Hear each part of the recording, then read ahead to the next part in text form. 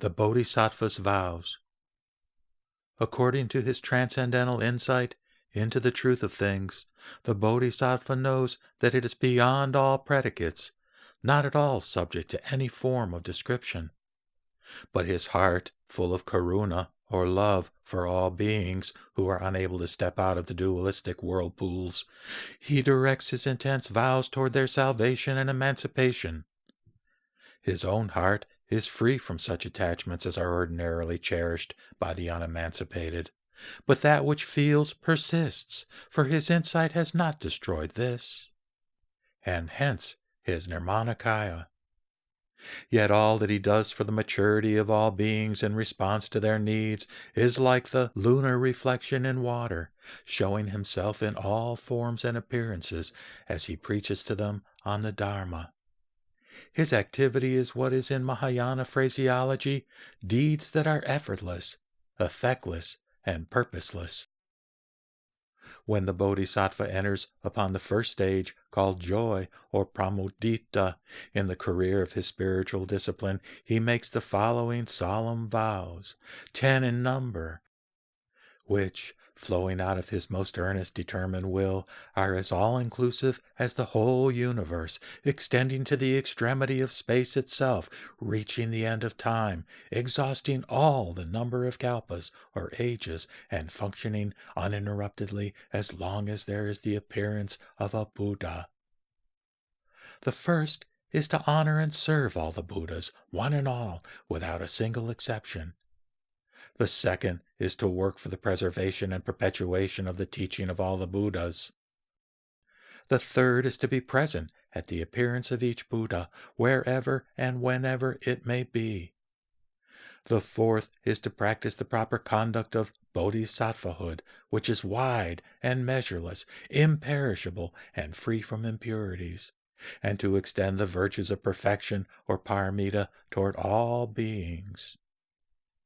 The fifth is to induce all beings in the most comprehensive sense of the term to turn to the teaching of the Buddhas, so that they may find their final abode of peace in the wisdom of the all-wise ones.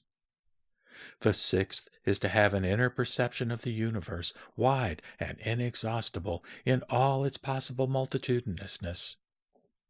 The seventh is to realize the most closely interpenetrating relationship of each and all, of all and each, and to make every land of beings immaculate as a Buddha land. The eighth is to be united with all the Bodhisattvas in oneness of intention, to become intimately acquainted with the dignity, understanding, and psychic condition of the Tathagatas, so that the Bodhisattva can enter any society of beings and accomplish the Mahayana, which is beyond thought.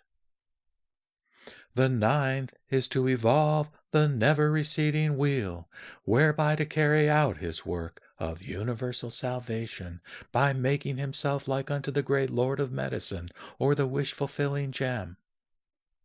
And lastly, the 10th is to realize the great supreme enlightenment in all the worlds, by going through the stages of Buddhahood and fulfilling the wishes of all beings with one voice, and, while showing himself to be in nirvana, not to cease from practicing the objects of bodhisattvahood.